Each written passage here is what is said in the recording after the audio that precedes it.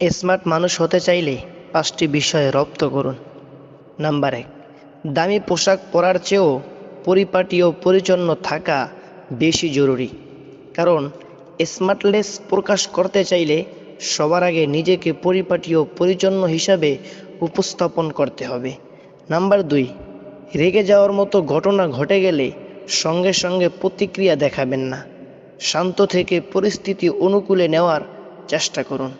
Number 3, মন খুলে প্রশংসা করুন, এক্ষেত্রে কৃপণতা করবেন না, এতে আপনার স্মার্টনেস ও উদারতা প্রকাশ পাবে।